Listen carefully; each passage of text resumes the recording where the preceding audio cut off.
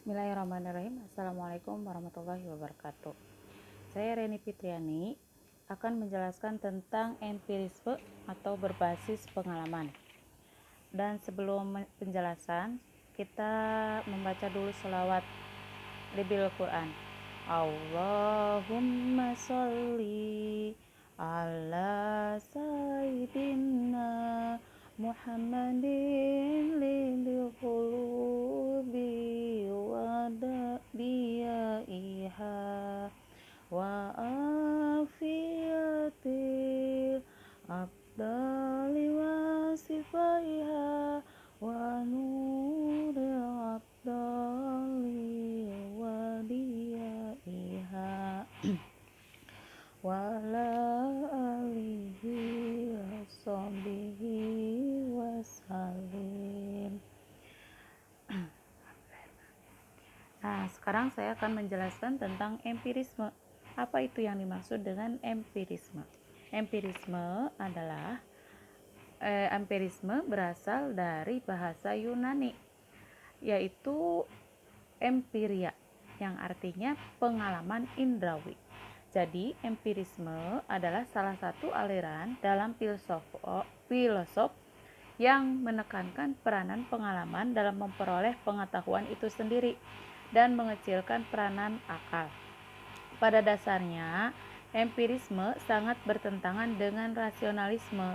Rasionalisme yang menyatakan bahwa pengenalan sejati berasal dari akar rasio, sehingga pengenalan panca indera merupakan suatu bentuk pengenalan yang samar. Sebaliknya, empirisme menyatakan bahwa pengalaman menciptakan ilmu pengetahuan, dan empirisme menolak anggapan bahwa ketika manusia dilahirkan sudah membawa ilmu pengetahuan.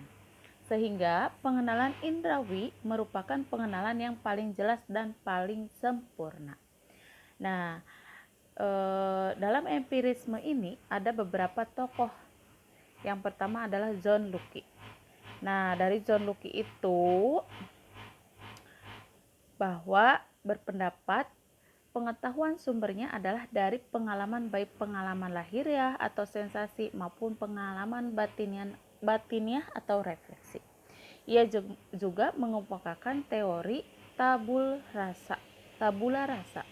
Tabula rasa sendiri artinya lempengan lilin yang putih, licin yang siap menerima tempelan apa saja. Artinya ketika manusia dilahirkan, jiwanya masih putih, bersih, seperti kertas putih yang belum tertulis apa-apa. Yang intinya pada awalnya rasio, manusia itu dianggap sebagai kertas yang masih bersih pada waktu dilahirkan, dan seluruh isinya berasal dari pengalaman yang ditangkap oleh indera manusia. Melalui proses pengenalan, barulah manusia itu mempunyai pengetahuan. Nah, pada pandangan Locke terhadap lembaran putih ini sangat mirip dengan teori fitrah, yaitu dalam Quran surat Ar-Rum ayat 30, yang mana manusia dilahirkan dalam keadaan fitrah. Nah, yang kedua adalah menurut Thomas Hobbes. Ya, jadi ajaran Thomas Hobbes ini yang terkenal adalah pendapatnya tentang filsafat politik. Nah, dia tidak setuju bahwa manusia menurut kodratnya adalah makhluk sosial. Hal tersebut mengakibatkan suatu egoisme radikal, yaitu homo homini lupus. Manusia adalah manusia bagi manusia. Akan tetapi, dalam keadaan demikian, manusia justru tidak mampu mempertahankan keegoisannya. Itulah sebabnya mereka akan takluk pada suatu kewibawaan. Jadi, menurut pengikut Thomas Hobbes, berpendapat bahwa pengalaman indrawi sebagai pemula segala pengenalan, hanya yang dapat disentuh dengan inderalah yang merupakan kebenaran. Sedangkan pengetahuan intelektual atau rasio tidak lain hanyalah merupakan penggabungan data-data indrawi belaka. Nah, sekarang yang ketiga adalah menurut David Hume. Nah, menurut David Hume, manusia memiliki dua persepsi, yaitu kesan dan gagasan. Kesan yaitu penginderaan langsung atau realitas lahiriah. Sedangkan gagasan yaitu ingatan akan kesan-kesan semacam itu. Contohnya, jika terbakar di atas oven panas, kita akan mendapat kesan. Setelah kita pasti akan mengingat bahwa kita terbakar. Kesan yang diingat itulah yang dikatakan oleh David Hume sebagai gagasan. Perbedaannya adalah bahwa kesan itu lebih kuat dan lebih hidup daripada ingatan reflektif terhadap kesan tersebut. Perasaan itulah yang asli, sedangkan gagasan dan refleksi itu hanyalah tiruan yang samar-samar, dan kesan itulah yang menyebabkan langsung dari gagasan yang tersimpan dalam pikiran. David Hume menentang semua pikiran dan gagasan yang tidak dapat dijangkau oleh panca indera. David Hume merupakan filsuf empirisme dan puncak empirisme terjadi pada masanya, sehingga ia disebut sebagai ultimate skeptik. Skeptik tingkat tertinggi. Ia dikatakan sebagai seorang skeptis dan seorang empiritis, sebab ia menggunakan prinsip-prinsip empiritis dengan cara yang paling radikal, terutama pengertian substansi dan kausalitas hubungan sebab akibat yang menjadi objek kritiknya. Ia tidak menerima substansi, sebab yang dialami ia kesan-kesan saja tentang beberapa ciri yang selalu terdapat bersama-sama. Contohnya seperti putih, licin, berat, dan sebagainya.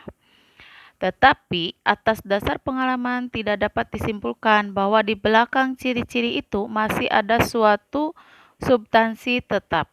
Contohnya seperti selai kertas yang memiliki ciri-ciri seperti putih, licin, berat, dan lain-lain. Sebagai seorang empiris, David Hume terlihat lebih konsekuen daripada Berkeley. Yang terakhir adalah George Berkeley. Menurut George Berkeley berpendapat bahwa tidak ada substansi yang material yang adalah pengalaman dalam roh saja. Ia berpendapat perceive atau being is being perceived, yaitu dunia material sama saja dengan ide-ide yang sama yang saya alami. Contohnya dalam bioskop, gambar-gambar film pada layar putih dilihat oleh para penonton sebagai benda-benda yang real dan hidup. Seperti itu pula menurut pemikiran Berkeley, ide-ide yang membuat itu saya melihat suatu dunia yang material, dan begitu pula Berkeley mengakui bahwa ia merupakan suatu substansi rohani. Berkeley juga mengakui adanya Allah. Menurutnya, Allah lah yang merupakan asal-usul ide yang ia lihat. Jika kita mengatakan bahwa Allah menciptakan dunia yang kita maksud, bukan berarti ada suatu dunia di luar kita, melainkan bahwa Allah memberi petunjuk ide-ide itu kepada kita jika kita memahami perbandingan wujud ini dengan film seperti di atas tadi. Boleh kita teruskan bahwasanya Allah lah yang memutar film itu dalam batin kita. Yang ketiga adalah ilmu pengetahuan menurut empirisme. Ilmu pengetahuan menurut empirisme ini adalah aliran empirisme ini adalah dianggap berasal dari pengalaman. Karena semua pengetahuan betapapun rumitnya dapat dilacak kembali, dan apa yang tidak dapat dilacak bukanlah ilmu pengetahuan. Seorang yang beraliran empirisme biasanya berpendirian bahwa pengetahuan tidak dapat melalui pengumpulan yang secara pasif menerima hasil-hasil penginderaan tersebut. Contohnya sebuah cerita yang dianggap mitos dan legenda tentang suatu tempat atau suatu hal yang belum jelas adanya, seperti keberadaan Nyi Roro Kidul. Meski keberadaannya diyakini banyak orang, namun hal tersebut belum dapat dibuktikan dalam ilmu pengetahuan. Oleh karena itulah belum dapat disebut sebagai ilmu pengetahuan. Contoh dari mitos yang dapat dijadikan ilmu pengetahuan ketika perempuan yang sedang hamil muda memakan nanas dapat menggugurkan kandungannya. Nah, ketika penelitian dilakukan dan ternyata memang terbukti nanas muda mengandung zat-zat yang menimbulkan reaksi terhadap rahim. Karena adanya zat-zat tersebut, kemungkinan besar keguguran dapat terjadi sehingga mitos tentang nanas muda dapat menggugurkan kandungan dapat dijadikan suatu ilmu pengetahuan. Nah, dari materi empirisme ini dapat disimpulkan bahwa empirisme adalah paham yang menyatakan bahwa semua pengetahuan manusia diperoleh dari hasil pengalaman manusia itu sendiri. Nah, empirisme itu dibangun oleh Francis Bacon dan Thomas Hobbes. Nah, tokoh-tokoh filsuf empirisme dan mulai mengalami sistematisasi pada dua tokoh berikutnya yaitu John Locke dan David Hume. Puncak aliran empirisme terjadi pada masa David Hume. Ilmu pengetahuan menurut aliran empirisme adalah berasal dari pengalaman, karena semua pengetahuan, betapapun rumitnya, dapat dilacak kembali dan apa yang tidak dapat dilacak bukanlah ilmu pengetahuan. Nah, sekian penjelasan tentang empirisme dari saya. Barangkali ada kesalahan atau ada yang kurang dari saya, mohon dimaafkan. Sekian penjelasan dari saya. Wassalamualaikum warahmatullahi wabarakatuh.